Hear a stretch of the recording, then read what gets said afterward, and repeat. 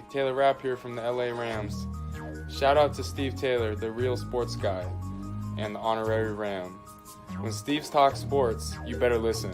Thanks, Steve from the Rams, for your continued support and love. We are with Prince Bill, we rocking with Keeping It Real Sports, and we gonna be on this. We gonna be on a lot of times. I love the platform. Check in. It's the new wave. Like, follow, subscribe, and do all that good stuff.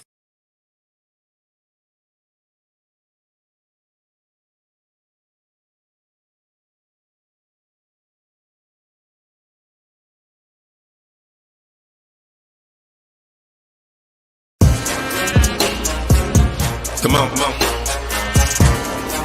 Told you I got you. Wanna talk about his game, he can talk about it. Tennis, match, golf, he can talk about it. Don't matter what it is, he can talk about it. Any sport dude, he know about it. Say your boy bum, don't doubt it. If he tell you that it is what it is. The real sports guy in the Sandman. Talk show game in the bag, man. Rep, gon' have to throw the flag, man. Steve Taylor, Andy Sands. It's over, OVA. Game over, they don't play. From the fourth quarter to the ninth inning. NASCAR wheels keep spinning. To the 18th hole, he's still in control. Eye on the goal. Coach never missing the play, cause he know the deal. This keeping it real. Sports. Come on. Keeping it real. Yeah. Let's go. Oh, it's Saturday morning, man. It is freezing cold in the Ohio. I'm telling you, below zero everywhere. But man, we gonna make it warm because it's Christmas time, and I feel very, very, very holiday-ish, may I say. Man, special shout out to my little nephew, Miles. Miles in the house. Miles played his first year of football this year. Hey, look, stop. I'm talking about one of my players, one of my friends, Carnell Smith, former NFL. Hey, I know you got camp. You got to get my nephew in the camp. Miles, get ready because we're going to send you to football camp. Look, how you doing, man? I'm your real sports guy, Steve Taylor, man. Merry Christmas to everybody. Man, how the heck are you doing, man? You and the fam? Hey, man, we're doing great, other than the cold weather, but I have the most amazing wife in the world. She's outside snow blowing the driveway right now, believe it or not. Yeah. We'll talk about that later. Yeah, we'll talk about that later. Listen, man, I told her to wait. Because I got to look out for sis, right? Yeah, look out. I'm looking out for her, too. I told her I'd do it when the show's over. She didn't want to wait, so I can't help that, She keeps it real, doesn't she? That's right. That's absolutely right. We got a huge show today. We got all kinds of stuff to talk about, Steve. So let's get right in it with Hot Off the Press.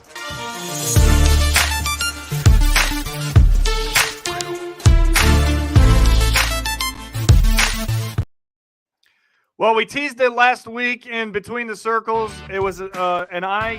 We told you to keep an eye on this. And it happened last night. Alex Ovechkin scores 2 goals in the win against the Winnipeg Jets. And he got to do it at home, Steve, which I thought was extra special. He now passes Gordie Howe for second on the all-time list and most goals scored in NHL history. What a historic night for Ovechkin and the NHL. He's been working really hard. But, Steve, you have a very intriguing stat about this and why it's not as big of a deal as people are making it out to be. Yeah, because it took him 177 more games. Come on, man. I'm sorry. Hey, look, 802 is a great accomplishment. Hats off to you. Tip the cap to you. The Alexander 8. I give you all of that. But, man, when we talk about the greats in this sport, we start with the great one, and we all know who that is, and Gordie Howe. It's just that simple. And everybody else is playing catch-up. Kind of what it is. Yeah. All right, let's do some quick hitters.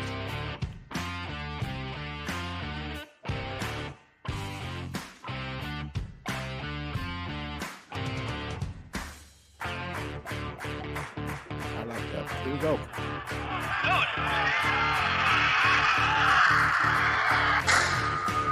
Quick hitters. All right, partner, start us off. Man, well, we start off, man, on a melancholy note because 50 years to yesterday, the Immaculate Reception happened. And the thing that's really disturbing, really, Franco Harris passes away this week. We lose one of the great ones.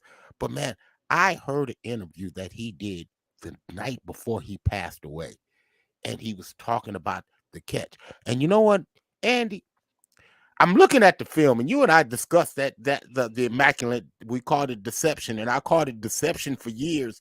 But it seemed like since Franco's passed, it seemed like he caught the ball, man. You know, I don't know what happened, man. It looked like he caught the ball, man. You know. All right. Well, you know, since he's no longer here to validate that one way or the other, let's just give him the credit that the rest of the world has been giving him for all those years. And Steve, you know, 72 years old, what an amazing career. He was a great person too. When you talk about the Pittsburgh Steelers, you cannot talk about that franchise without mentioning the name Franco Harris, and not just because of that catch, because of everything else he's done for that organization. Yeah, you know, and the thing about that, going back to that catch, man, you know, that bounced off Frenchie Fuqua's helmet, you know, he never broke stride. So that kind of leads you to believe that maybe he did catch it. Just saying. All we're saying is, if replay existed back then, would it still be a catch? That's all we're saying. All right, partner. Hey, listen, some breaking news in the world of Major League Baseball earlier this week. Trevor Bauer will be reinstated. A judge felt like the games that he served in 2021 validated enough of a suspension on top of last year, so he now has been suspended by the time opening day starts. That's when his suspension will end. So by that time, he will have been suspended 194 games. Trevor Bauer is currently under contract with the Los Angeles Dodgers. The question I have to you is, will they allow him to see the field in a Dodger uniform, or will they take a $22.5 million hit and say goodbye? He's pretty good, you know, and you know, baseball is good about giving second chances, so we shall see. All right, well, there was a major event last week. 16.5 million people around the world watched it, including you and I, and including every single minute and every single second, and this is how it ends. Yeah, dude, like, man, please. Don't get me started. And Mbappe, man, goes, okay, let me back up. I get a text message once Messi scores, and he says, the greatest of all time.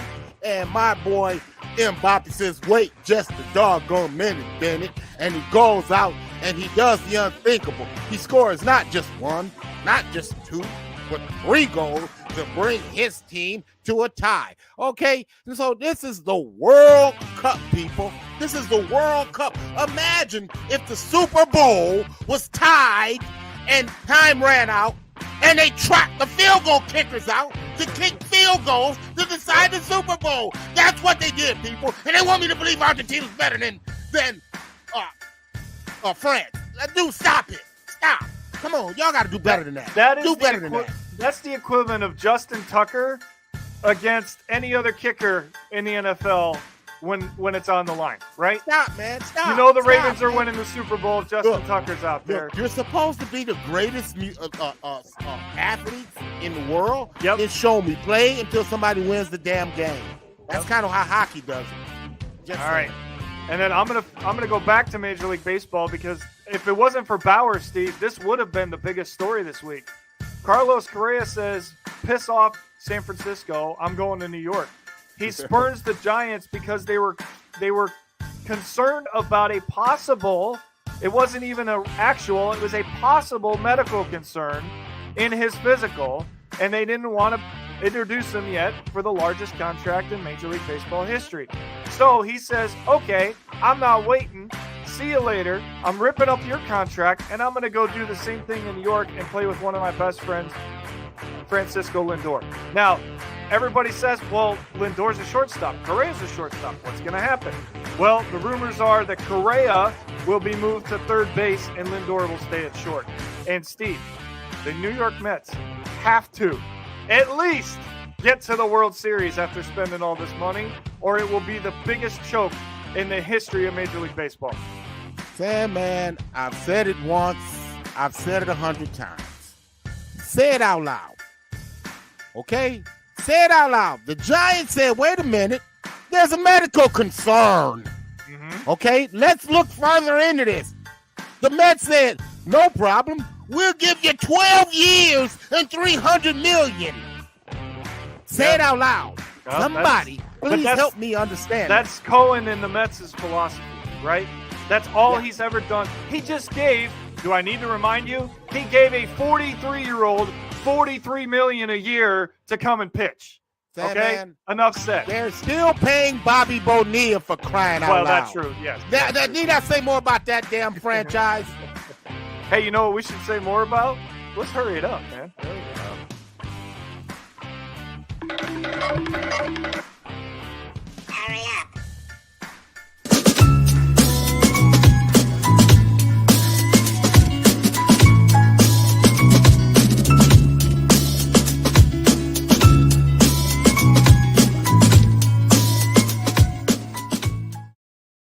All right, Steve, you and I have talked a lot in the history of this show about how good Damian Lillard is, and nobody knows about it because he doesn't have the supporting cast, right? Well, he reminded people how great he is this week when he passed the Glide as the all-time leading scorer in Portland Trail Blazers history. That, my friends, is Hall of Fame worthy. Yeah, I mean, the boy can put it up, man. I mean, you know, Dame Dollar, he'll make you holler. Hey, man, more NBA news, man.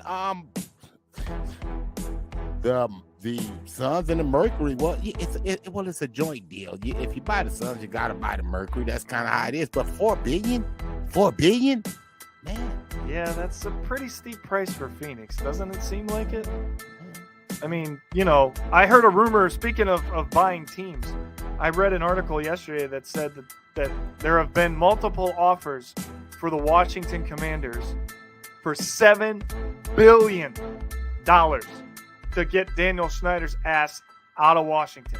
Somebody's willing to pay $7 billion to take over a team that hasn't made the playoffs in 3 years. And might fire their coach, even though they might make the playoffs this year. Man, so Andy, you kind of been giving me a lot of crap about the team of the week. And I told you, the NBA team of the week is not necessarily the best team in the league. It's just the best team that week who does things that you just don't normally do. And when I looked at the team of the week, these dudes, man, they go on the road. They beat Boston. They beat Twice. Toronto in back-to-backs. Yeah, they beat Toronto. They won 8 of their last 9 games, and I'm talking about the Orlando Magic. Magic, NBA team of the week. Banchero looks like the right pick right now. Man, somebody knew what the hell they were doing when they got him. Yeah. But here's the thing, and you agreed with me on this. I'm just going to reiterate it for the fans at home. Not this year.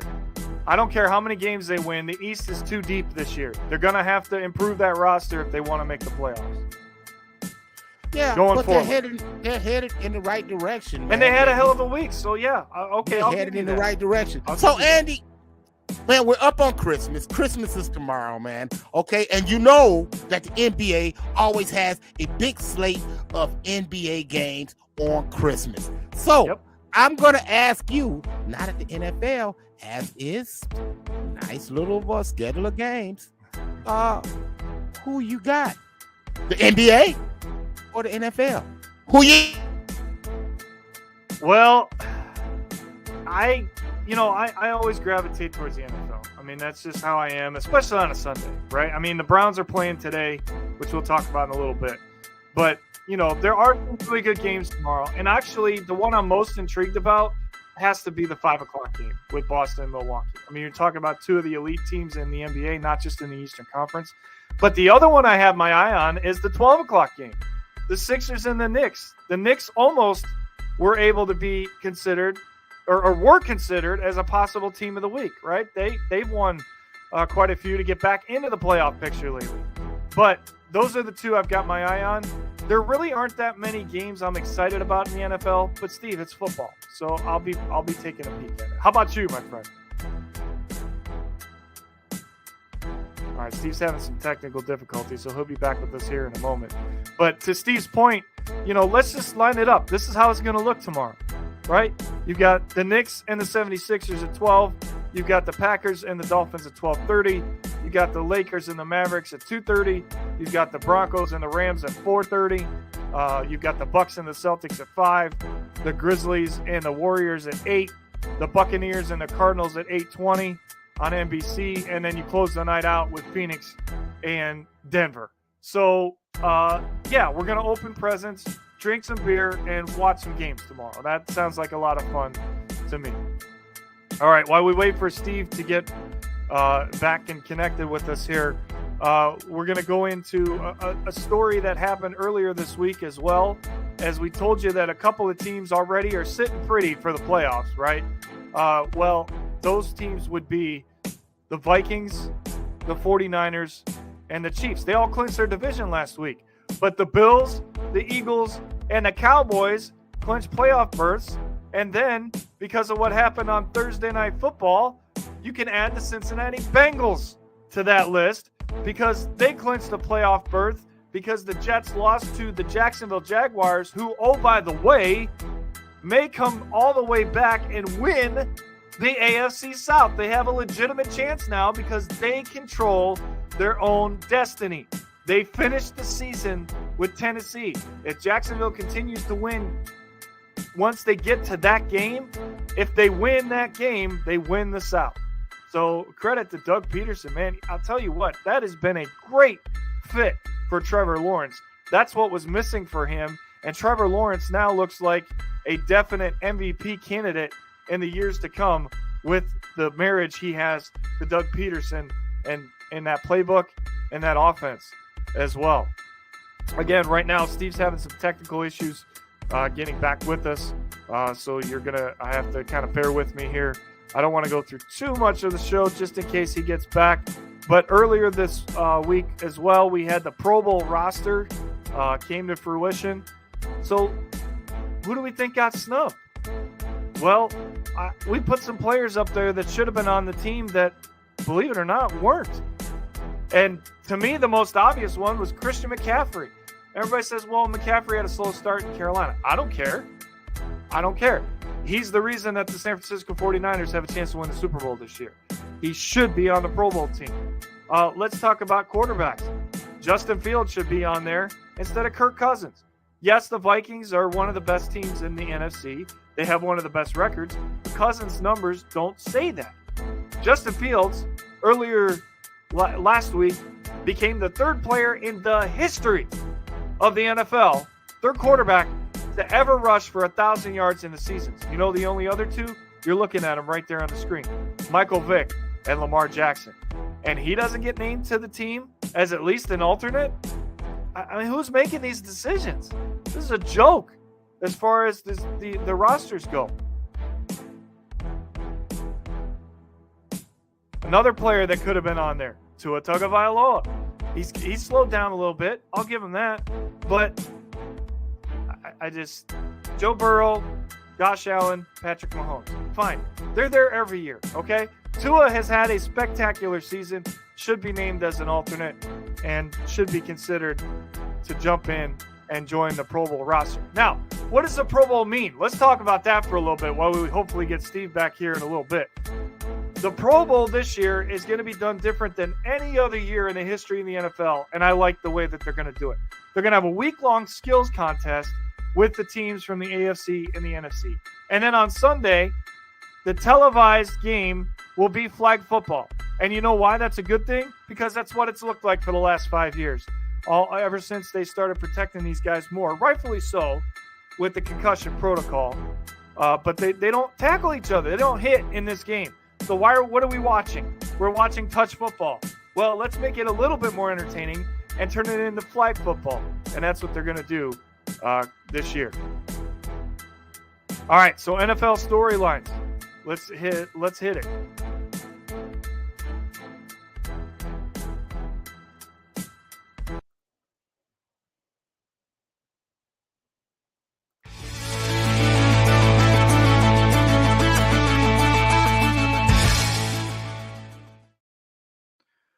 All right, we told you about the Pro Bowl snubs. Now we're going to talk about some games that took place last week. And let's start with the Colts and the Vikings. Minnesota completes the largest comeback in NFL history, previously owned by the Buffalo Bills in the playoffs at 32 points. Minnesota was down at home 33-0 to the Indianapolis Colts. And they found a way to come all the way back and win the game in overtime, 39-36. That win is what clinched the division for the Vikings.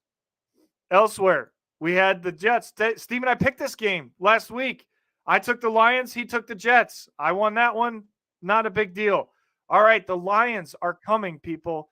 The Lions are for real. And if they can't find a way back in this year, they're going to make the playoffs next year. And I don't think they need to look for a quarterback. I think Jared Goff is the answer.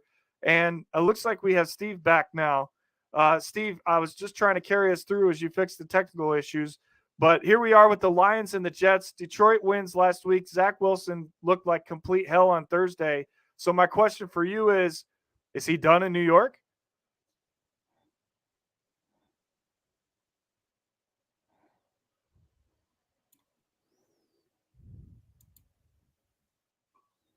Steve? Yeah. I'm having technical difficulties here. There you go. We got you back. We got you back. Look here, man. Yeah. Hey, look here. The Lions is a team that you really don't want to play right now. You know, These guys are really starting to peak, man. Offensively, they are getting it, man. The guy that I told you, man, that I'm surprised the one playoff snub is Amon-Ra St. Brown. I mean, man, this dude here is the real deal for Detroit. And so once Detroit starts, the thing that says about Detroit is Detroit kind of struggles with that. So we'll see how that bears out. But I tell you what, these dudes, man, that's the team that you don't want to see, man, on the NFC side. Yeah, but is Zach Wilson done in New York? That's my question to you. After the way he played Thursday and the way he played in this game. Man, it's not a good look, man. Look, man, it wasn't Zach's fault in the Lions game, but, man, how he played Thursday night, oh, man, my gosh. Zach. Yeah, that was pretty bad. And Mike White coming in, balling like that. Yeah, well, unfortunately, they didn't have White. They had Strebler, who I don't know who the hell that is. Hey, well, I mean, when you get benched for Strebler, but I'm saying he has lost the locker room. Oh, for sure. White. Yeah, that's why I think he's turning into Baker Mayfield. That's all I'm gonna say. Yeah. All right, let's look at our other game here. We got the Raiders and the Patriots. And one question before we start breaking this game down. Was that the worst play in NFL history? No, it was the dumbest play in NFL history. Dumbest play. As you saw. Yeah. What? And, you know, when you saw, I mean, who the hell was he throwing the ball to? You know, as you look at him chucking the ball across the field, man, on the left-hand side of your screen, you know, I mean, you know, it's Mac Jones, for crying out loud. And you see Chandler Jones he found, and Chandler Jones gives Mac Jones his journey through the center of the earth as he just totally plants him into the ground and struts his way to the win, you know. But, you know, typical Raider win, man. We've seen this before from the Raiders in history. Yeah. But my question, if I'm a Patriots fan, I can't let this one go, because you have to know that the worst case scenario, first of all, why are you trying this? The game's tied. You're going to overtime. Yeah. What the hell? I don't know. You know. All right. It's not a good look. I tell you what else wasn't a good look. Was the Dallas Cowboys, man. You know, the Cowboys couldn't keep up with the Joneses as Zay Jones and Marvin Jones combined for 4 touchdowns. Let me make it even more clear. Zay had 3 touchdowns, Marvin had 1. Man, they couldn't keep up with the Joneses. I bet you, man, just feeling a little love, Jones, huh? Yeah. Well, you know, I talked about it while we were waiting for you to fix your technical difficulties. Jacksonville controls their own destiny now, Steve, and they could actually end up winning the South. And here's the team that you don't want to play in the AFC right now. That's right. And they're going to win they're going to win the South, because they play Houston next week, And the week after that, they play the Titans, and the Titans have lost Ryan Tannehill for the rest of the season. Yeah, that's a problem. Malik Willis is not ready to be a quarterback yet, especially under that much pressure, knowing the division's going to be on the line. You're going to see a lot of Derrick Henry from Tennessee if you're a Titans fan right now. Yeah. So, all right, Steve, we already talked about the Pro Bowl snubs. We already talked about Justin Fields being one of the 3 quarterbacks in the history of the league to rush for 1,000 yards in a season. So let's talk about some hoops. What do you think? It's time to look at the Fab Five once again this week. Yeah, man. Hey, yeah, let's get into it, man. And when you look at it, it was changes at the top because, Andy, you know, when we talked about the games last week, we had major matchups. Mm-hmm. Okay? And so that shook things up. So we've got Blue Bloods back in the top 5, our Fab 5 for this week. Let's start it out with number 5. All right, we're going to bring in the Arizona Wildcats. Yeah, Arizona's coming. And you know what, man? Arizona, they showed their mettle in a gutsy victory over Tennessee last week. I mean, they just made shot after shot after shot. They're starting to play together as a team. This Arizona Wildcats team is for real. Keep your eye out on Arizona. All right, you talked about the Blue Bloods coming back in. Let's go right to another one here, the Kansas Jayhawks. Steve, this is a team, we're looking at the defending national champions, and they look like they have another team that could go the distance and possibly repeat as well. Yeah. Yeah, the Kansas Jayhawks are back in the top 5. Yeah, they're telling you. They snuck their way back in. And I tell you, you better pay attention to them because these dudes can flat out get up and down. Kansas Jayhawks, number 4. Number 3, they're staying steady. We've had them number 3 since we started this poll, Steve. Now, the polls actually have Purdue at number 1, but we have them at number 3. We're not ready to go there just yet. Not yet. I mean, we've seen some cause for pause, but I tell you what, the cause we don't have to pause is that gentleman that you see in your screen right there. That is Mr. Edey. I mean, this dude is a giant amongst men, and he will always keep the Purdue Boilermakers very, very dangerous. Number 3 this week. Steve, if he can stay out of foul trouble in the tournament, who can match up with him? And therein lies your problem. All right. The UConn Huskies move up to number 2 this week, Steve. They're playing really good basketball of late, and we're going to reward them by putting them right behind our number 1, who's been our number 1 since the poll began. Well, you know, Andy, these dudes, UConn, man, they got it figured out. They've got a lot of big men, and if you're talking about a team that has the big man that can match up with an Edey, well, it's the Connecticut Huskies. They can do it because they have not 1 but 2 big men that can do it. So Connecticut, man, really moving up. And then they got guys that can shoot the basketball, man. Again, they're like Noah's Ark. They have 2 of everything. These dudes are very, very, very dangerous, and they're very good, very talented, man. We got them number 2. And that means there can only be a number 1. And like we said, we just don't see anybody being better, even though these guys may have lost a game or 2. But on the Ball Dome Index, like we talked about, you got to have the Houston Cougars at number 1. Steve, they made the Final Four last year. I really thought they were going to win the national championship. I think this year this is the best chance they've had since they did win it in 1983. The thing is, it's that medal, and it's that championship medal that you're talking about. And Andy only lost 1, and that was to Alabama, and that was to that kid that I was telling you about. You know, that Miller is a absolute Miller. Brandon Miller is an absolute assassin. I'm telling you, he's Kevin Durant Jr. You know, he is absolute assassin, and he had to go on one of those tangents for them to win, and they had to hold on to beat the Houston Cougars. But Sasser and company, oh, they're the real deal.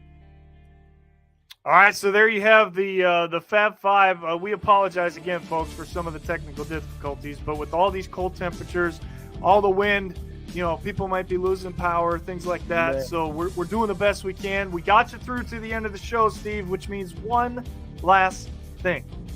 All right, what you ready got for this week's one last thing? Yeah. The NFL has sold Sunday Ticket to YouTube and YouTube TV for $14 billion starting next year. You have to watch Sunday Ticket on YouTube now. No longer can watch it on DirecTV. Are you still going to be watching it? Yeah, of course I'm going to be watching it, just like you. I might actually going to be able to watch it now. This is going to be a good thing for me, I think. But $2 billion a season for a 7-year deal, $14 billion. Steve, that's the way things are going now. Everything's going towards apps. Everything's going towards streaming. That's just the way it is. I just pray that there's enough revenue left in regular television so NBC, CBS, and Fox don't do that to us every Saturday and Sunday. Oh, well, you know. Yeah. And one more thing, folks. One more thing. Merry Christmas. Absolutely, man. You know, it's been fun, man. You know, man, we've had another great run, man, and another great year. So, you know, last year, you know, we gave you a recorded version. This year was, I guess, somewhat recorded because this one here will be going out to our YouTube viewers a little bit later because of those technical difficulties. But our Facebook family has been following us today. But yeah, man, everything will be out and at it. And man, until next time, man, we wish you love and peace. Merry Christmas. Deuces.